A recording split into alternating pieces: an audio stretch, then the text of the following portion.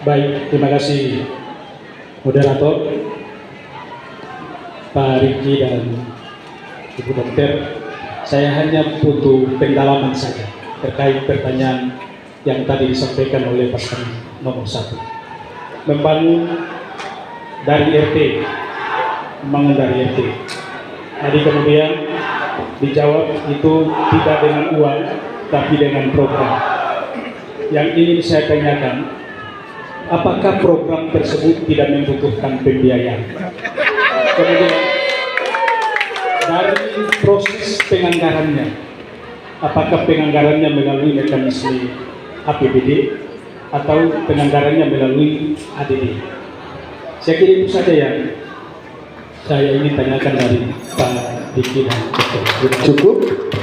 Iya, direkam dulu waktunya 2 menit. Paslon nomor 3 dikasih waktu untuk menjawab. Direkam dulu waktunya 2 menit. Dihitung setelah paslon nomor 3 berbicara. Baik, terima kasih Pak Kapit, Kak Jauh. Yang pasti program 100 hingga 300 juta per RT per tahun dari APBD. Di mana dalam APBD itu kita memiliki yang namanya belanja langsung dan belanja tidak langsung. Maka kita akan menggunakan belanja langsung untuk membiayai program-program tersebut. Nah, program ini muncul dari mana? Yang sudah saya sampaikan, menjadi keresahan semua desa, masyarakat desa melalui RT-RT. Setiap hasil pembahasan musrembang, dimulai dari desa, kecamatan hingga kabupaten, biasanya kades-kades bahasa begini, Pak Wakil, ketua rapat lama-lama, kas keluar anggaran, banyak-banyak bikin musrembang desa, musrembang kecamatan, apa yang ketua usul? Nol. Sehingga inilah menurut kami program yang selama kami ada dalam sistem pemerintahan merupakan sebuah solusi untuk bagaimana bisa melahirkan Tanimbar maju, karena ketika RT maju maka desa akan maju, maka pasti Tanimbar maju, dan alokasinya ada pasti. Bapak Pit sendiri juga tahu kita punya postur APBD seperti apa, dan kita akan membiayainya dari APBD dengan belanja langsung, yaitu belanja modal. Terima kasih. Masih ada waktu, paslon nomor 3. Izin Bapak, intervensi yang tadi Bapak tanya apakah dari DD atau ADD atau dinas. Ada program-program yang dari dinas badan yang ada di Tanimbar itu punya program-program yang kami harapkan bisa menyentuh langsung ke tingkat RT. Contoh, perumahan. Perumahan kita data RT di seluruh tempat ini ada 2010 detik terakhir. Ada uang desa ya. Ada 2000 sekian yang harus kita buat dari rumah layak huni. Itu kita dapat. Waktu Anda selesai, kita berikan aplaus untuk kedua pasangan calon dan silakan kembali ke tempat. Ada sanggahan dari paslon nomor 5. Tenang. Ya, baik, terima kasih. Sebetulnya kita pahami apa yang disampaikan Bapak Riki, tapi sesungguhnya yang kita pahami adalah RT itu merupakan bagian dari desa. Karena merupakan bagian dari desa, tentu proses penganggarannya akan menunggu kepada desa itu, dan kemudian nanti di desa itu lebih spesifik kepada RT. Ya. Misalnya kalau program yang ditawarkan itu kemudian bernilai satu desa itu 200 juta misalnya dengan program. Pertanyaannya adalah apakah kita memiliki cukup celah fiskal untuk membiayai program dan kegiatan tersebut. Pada titik itu mungkin kami saran program misalnya mau membangun dari RT ke desa dilakukan secara bertahap dengan pembiayaan yang benar-benar sesuai celah fiskal yang tersebut. Terima kasih. Cukup? Baik, terima kasih kepada paslon nomor 5 dan paslon nomor 3. Memilih pertanyaan yang terdapat di dalam baseball, kira-kira dia akan dapat pertanyaan di amplop nomor berapa? Silahkan dibuka, paslon nomor 5. Paslon nomor 5 mendapatkan pertanyaan nomor 5.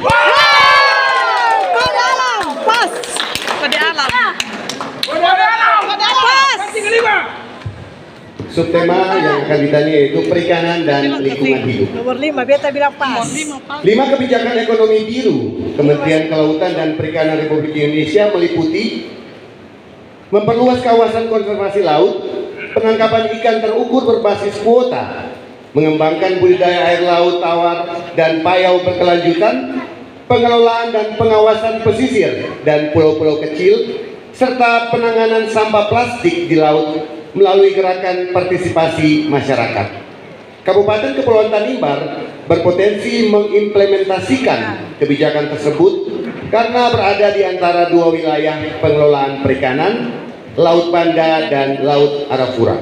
Pertanyaannya, apa saja kebijakan strategis dalam meningkatkan nilai tambah produk unggulan perikanan tangkap dan budidaya perairan melalui dukungan pemanfaatan teknologi digital, didukung sistem tata kelola kelautan dan perikanan berbasis keberlanjutan sumber daya dan lingkungan? 2 menit, waktu Anda akan dihitung setelah Anda berbicara. Melestarikan lingkungan tentu menjadi kewajiban semua warga negara Indonesia, termasuk masyarakat Kabupaten Kepulauan Tanimbar yang ada di Tanimbar. Oleh karena itu, dalam rangka meningkatkan pelestarian lingkungan kita, maka kebijakan yang akan kami lakukan adalah melakukan kerjasama pertama dengan aparatur keamanan kita yang ada di Tanimbar untuk menjaga potensi laut kita yang ada di sini jangan kemudian dipakai bom-bom atau peledak-peledak dalam rangka merusak lingkungan kita. Itu yang pertama. Kemudian yang kedua, dalam rangka meningkatkan pendapatan dari sektor perikanan tangkap dan sejenisnya, kami akan terus mendorong para petani, para nelayan kita untuk terus melakukan usahanya sesuai dengan fasilitasi yang disediakan oleh pemerintah daerah untuk mendukung peningkatan pendapatan di bidang perikanan dalam rangka meningkatkan perekonomian masyarakat kita, termasuk mereka memiliki potensi pendapatan yang jauh lebih baik dari hari ini. Saya kira itu sementara, dan selanjutnya Pak Wakil Bupati silakan untuk ditambah. Ya, terima kasih untuk penambahan.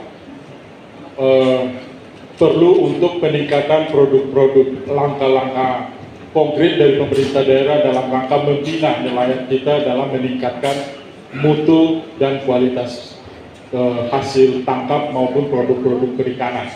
Tapi langkah strategis yang paling penting juga adalah pemerintah daerah membuka akses pasar seluas-luasnya dalam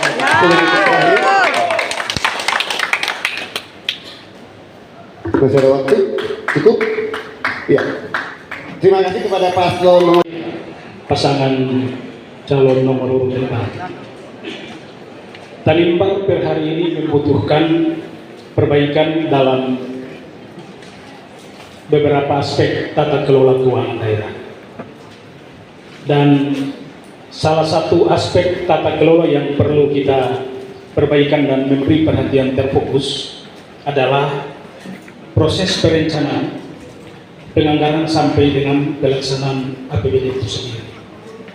Yang ingin saya tanyakan kepada pasangan calon nomor urut 4, seperti apa komitmen pasangan nomor urut calon dalam hal memproses perencanaan yang konsisten dengan penganggaran dan kemudian konsisten juga dengan pelaksanaan, sehingga APBD itu ketika berlaku benar-benar APBD yang sehat dan menyentuh langsung kepentingan masyarakat. Terima kasih. Baik, paslon nomor urut 4, Anda punya waktu 2 menit untuk menjawab pertanyaan dari paslon nomor urut 5. Terima kasih Kapit yang saya hormati. Sudah pasti bahwa tata kelola pemerintahan itu penting sekali, terutama pada penganggaran. Selama ini mau bikin sehat tata anggaran, normalisasi anggaran itu kebanyakan bocor. Bagaimana kita mau menyehatkan dari tahun 2018 sampai tahun 2022 pemerintah dan DPRD mereka mempunyai peran untuk membuat sesuatu itu menjadi legal. Padahal kebocoran selalu dari tahun ke tahun. Tahun lalu saja kami mendapat, riset kami mencatat bahwa ditemukan kebocoran sebesar 124 miliar. Kenapa bisa begitu? Karena pengawasan sangat tidak ada. Pengawasan dari masyarakat, pengawasan dari pemerintah sendiri, transparansi, niat baik dari pemerintah, tidak ada niat baik juga dari DPRD. Jadi yang penting adalah ada niat baik dari legislatif, niat baik dari eksekutif. Kalau berdua sudah mempunyai niat baik, hukum itu mereka akan tepati. Hukum itu akan mereka jalankan. Karena kalau kita lihat, semua itu sudah ada, tinggal ada niat baik saja. Supaya akan datang tidak terjadi lagi kebocoran. Terima kasih. Masih ada waktu? Tidak.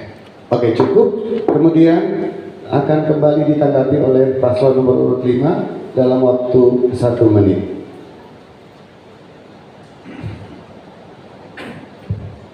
Iya, baik. Pada prinsipnya kami memahami apa yang dijelaskan oleh pasangan nomor 4. Namun demikian yang tadi kami maksudkan adalah sebuah siklus mulai dari perencanaan APBD, penganggaran dan pelaksanaan. Misalnya tadi ada dikomentari oleh beberapa pasangan calon, sering dalam perencanaan sudah ada program kegiatan yang dibahas dari desa.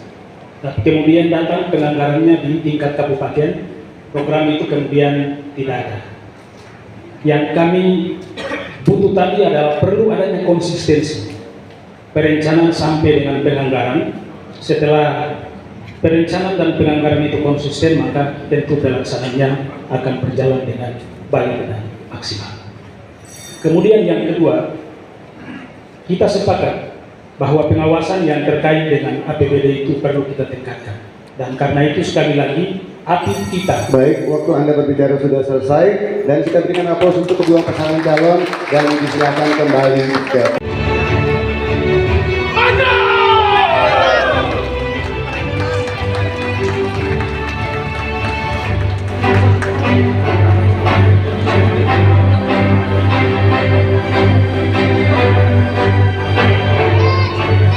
dan Kakak Jauhari. Untuk pasangan nomor 5 sesuai dengan misi yang tertera pada nomor 5 juga meningkatkan kuantitas dan kualitas infrastruktur yang memadai. Pertanyaannya, berapa jumlah rumah tidak layak huni yang belum tertangani di KKT, dan masih banyak juga fasilitas pemerintah dalam gedung-gedung pemerintah yang juga belum digunakan, bahkan sudah rusak. Dan misalnya rumah sakit PP Mageti yang baru di Pularan. Apa penyebabnya dan jalan keluar serta penanganannya seperti apa? Terima kasih. Masih ada waktu? Cukup? Cukup. Baik, silakan diriset waktunya 2 menit akan diberikan kepada paslon nomor urut 5 untuk menjawab pertanyaan dari paslon nomor urut 3. Ya. Baik, terima kasih untuk pertanyaan yang disampaikan oleh pasangan nomor urut 3. Memang visi kami adalah meningkatkan kualitas dan kuantitas infrastruktur dasar, infrastruktur publik yang merata bagi masyarakat. Untuk infrastruktur dasar ini tentu ada jalan, jembatan, kemudian ada perumahan, ada telekomunikasi dan lain sebagainya. Tapi tadi lebih difokuskan kepada perumahan. Untuk perumahan, masyarakat yang membutuhkan rumah tidak layak huni saat ini. Kebutuhan rumah tidak layak huni saat ini adalah kurang lebih 5.000 sekian. 5.000 sekian. Saat ini pemerintah daerah melalui afirmasi kebijakan pusat telah tertangani kurang lebih 2.000 sekian, dan 2.000 sekian yang masih membutuhkan penyelesaian dan penanganan oleh pemerintah daerah. Apabila pasangan nomor 5 terpilih, sudah pasti kami akan menetapkan sejumlah kebijakan dalam rangka menyiapkan fasilitas perumahan tidak layak huni kepada masyarakat kita yang ada di Kepulauan Karimun. Saya kira itu yang perlu disampaikan, dan mungkin terkait solusinya. Solusinya adalah selain kita melakukan pengusulan dan koordinasi dengan kementerian lembaga, tentu ada dukungan dana pendamping yang disediakan oleh BPD untuk menyelesaikan kebijakan penganggaran yang bersumber dari pemerintah pusat. Terima kasih. Masih ada waktu, paslon nomor 5 cukup. Mungkin penambahan saja terkait masalah perumahan ini. Kebetulan baru saja wamen perumahan yang ditetapkan itu Baik, waktu Anda selesai untuk dari berbicara. Partai Gelora. Mudah-mudahan kalau proyek kena bisa Waktu untuk saya bicara selesai. Dan paslon nomor 3 diberikan kesempatan 1 menit untuk memberikan sanggahan terkait dengan jawaban dari paslon nomor 5. Disilakan. Baik Bapak, Kasih pertanyaan, solusinya mesti bagus jawab. sekali. Dan kita punya tekad untuk menyelesaikan itu. Presiden sudah dilantik dan akses kita akan sangat mudah ke sana. Prabowo Gibran sudah ada di sana. Sehingga pada saatnya kita akan bangun Tanimbar lewat akses yang lebih mudah. Mungkin itu saja. Semoga Tanimbar maju ke depan. Masih ada waktu, paslon nomor 3. Baik, terima kasih. Mungkin lebih dikonkretkan adalah puji Tuhan jawabannya sangat baik, Pak Fit. Tetapi bagaimana dengan Amin. BPD yang mungkin tadi program per RT dianggap aja tidak mampu, bagaimana apalagi kita mau menyelesaikan RT rumah tidak layak huni sementara APBD terbatas. Maka jawabannya ada di pasangan nomor 3, karena pasangan nomor 3 punya yang namanya Gerindra dan PSI, yaitu Pak Prabowo dan Mas Gibran. Terima kasih, waktu selesai. Dan kita berikan aplaus untuk kedua pasangan calon. Disilakan kembali ke tempat.